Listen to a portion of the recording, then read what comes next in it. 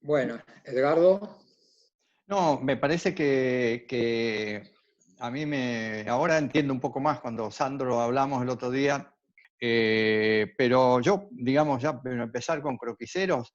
Croquiseros, este grupo, bueno, ustedes lo conocen bien y hace años que está, y hay un grupo que es organizador, y que Sandro es uno de los, digamos, croquiseros más activos, y ellos tienen realmente como una política de ir a ver los lugares mucho tiempo antes y con sus miradas los van dirigiendo y las gestiones que hay que hacer. Así que yo le pasaría a Sandro realmente porque es muy valioso lo que él puede decir y es muy importante, es muy bueno.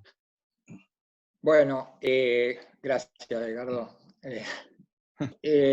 Ya iban a ser 10 años de que estamos saliendo y, y estamos, creo, por la salida 106. Digo esto porque al principio los sitios que elegíamos eran bastante sencillo encontrarlos, porque sobraban, porque obviamente barrimos, al principio tendimos a barrer los lugares más característicos de la ciudad. Característico, ¿por qué? Por el valor patrimonial, es cierto, por el valor histórico también,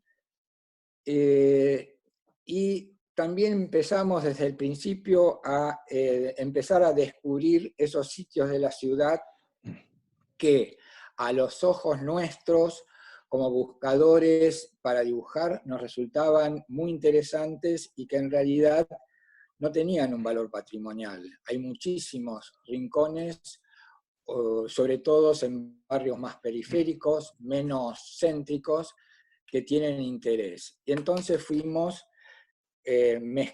mechando los lugares, digamos, que yo digo más obvios, con los lugares quizás más interesantes porque era para nosotros mismos descubrirlos y nosotros los que estábamos en la actividad de búsqueda y después para el grupo grande, ¿no?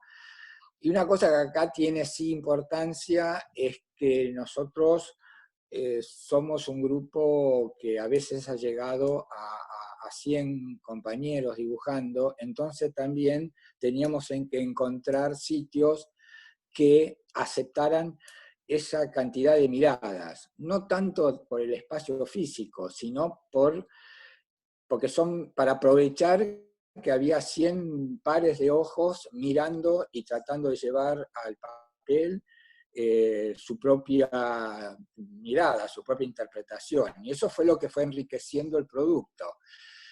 Muchas veces hemos desechado por ahí lugares que podían ser interesantes para hacer una visita de 2 o 3 personas, porque veíamos o seguimos viendo que no dan para hacer una visita de más gente.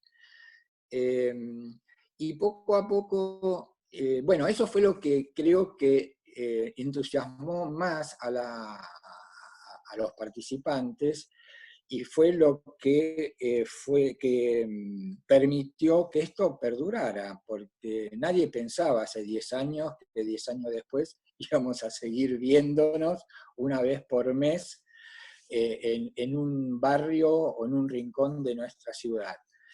Eh, eh, en realidad, con el tiempo, a medida que los lugares más significativos los fuimos peinando, nosotros no repetimos salidas, no repetimos nunca hasta ahora lugares de salida. Creo que la única vez que repetimos fueron cuando ustedes vinieron la segunda vez y fuimos a Plaza Lavalle simplemente porque nos parecía un lugar interesante, que tenía muchas cosas para ver y que no era del circuito, digamos, turístico tan clásico, ¿no? Para ustedes. Pero nosotros no repetimos salidas. Entonces, a medida que fue pasando el tiempo y que fuimos barriendo con los lugares más significativos, más clásicos, fuimos encontrándole el gusto a encontrar, ya digo, rincones, lugares y a veces recorridos, pequeños recorridos. A veces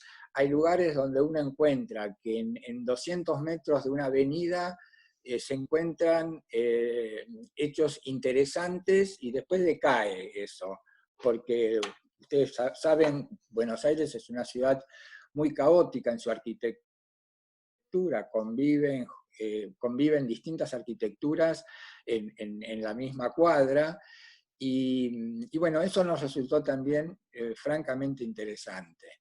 Sí, no, yo, lo general es eso, pero yendo por ahí, empezando a ir a lo mejor a lo que yo entendí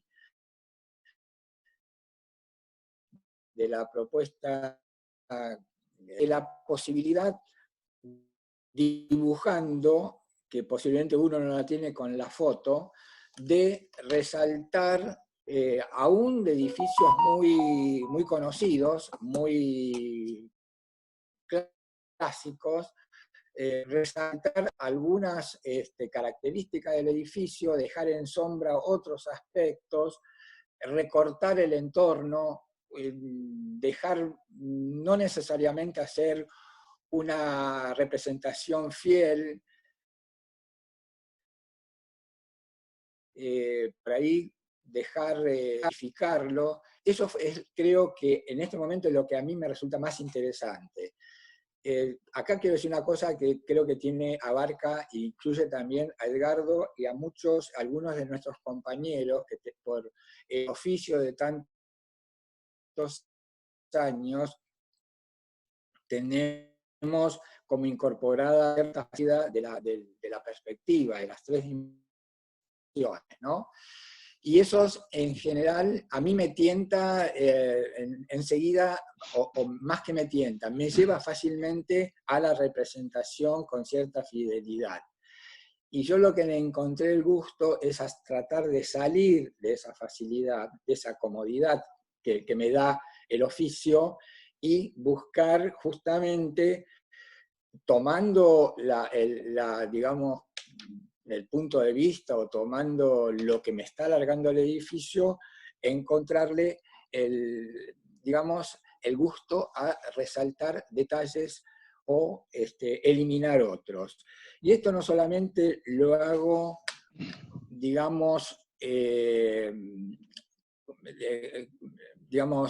técnicamente modificando algo, sino forzándome a emplear elementos gráficos que no son habituales en mí, que me sacan de, por ejemplo, el detalle. Una cosa es dibujar con una virome o con una línea fina, y otra cosa es con una carbonilla, con un pincel o con un crayón.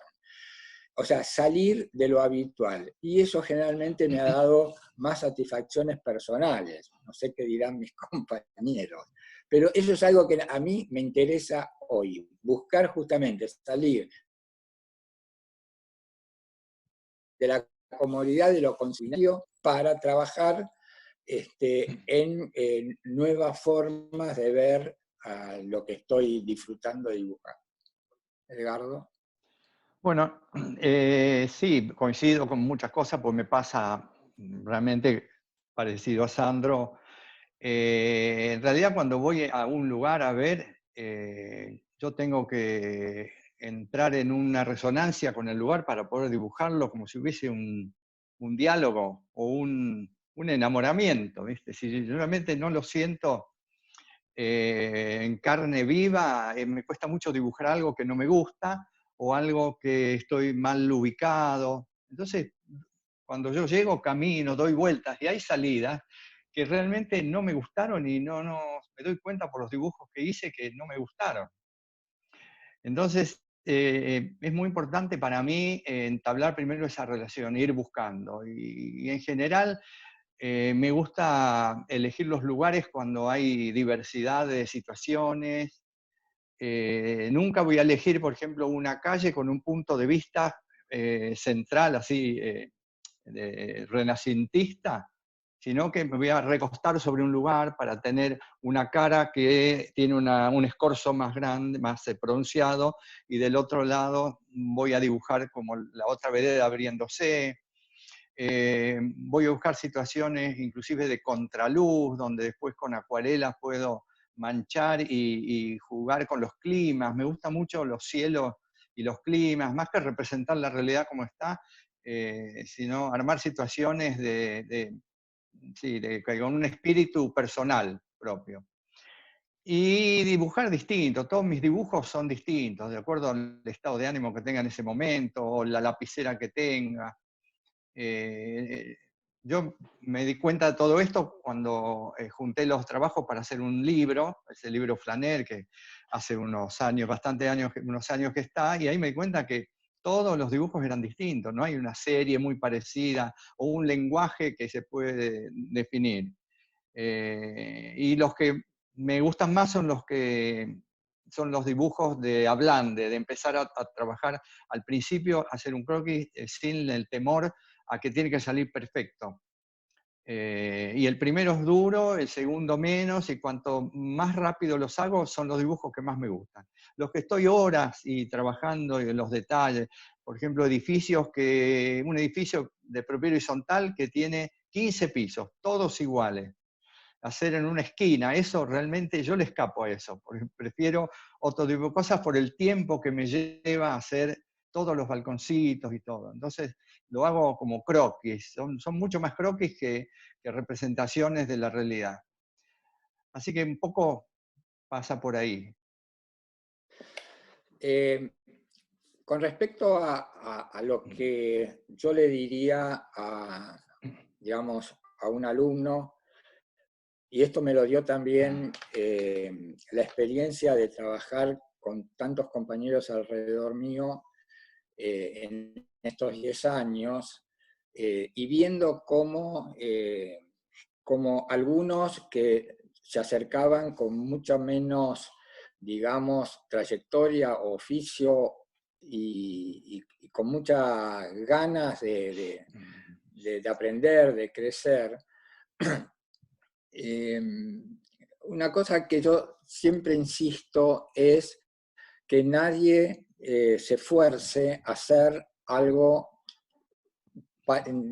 copiando lo que hace otro. O sea, muchas veces me he encontrado con compañeros o con alumnos que me dicen, pero bueno, pero yo no sé dibujar tan bien.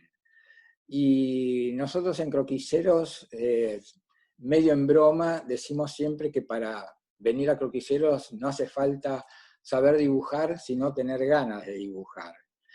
Y yo creo honestamente, porque lo he comprobado en mí mismo, que cuando uno trata de copiar textualmente, falla.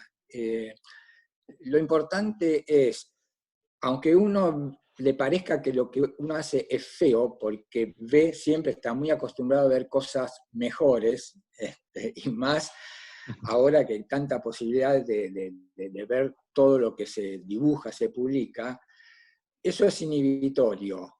Y entonces sí es bueno mirar al otro, no para copiar textualmente, sino para ver entender cuál es el camino que hace el otro y ver cómo yo hago el mío para empezar a dibujar, qué agarro primero, qué veo, qué mancho.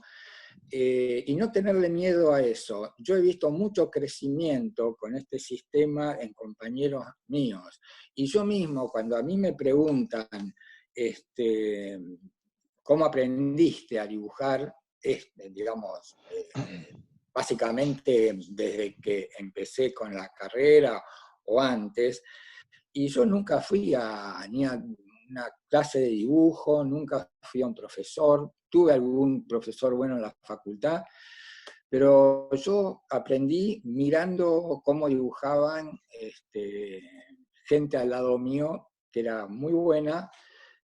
Acá tengo que mencionar, bueno, a Rafael Viñoli, a Alejandro Vázquez Mancilla, y por qué no, al que tengo ahora al lado mío, que es Edgardo, que miro todavía, y hoy mismo miro cómo dibujan a lo mejor gente o compañeros que han venido con mucha menos capacidad que yo, pero de pronto ellos tiene una manera de plantear algo o de agarrar un elemento de dibujo que digo, mira qué bueno, voy a probar.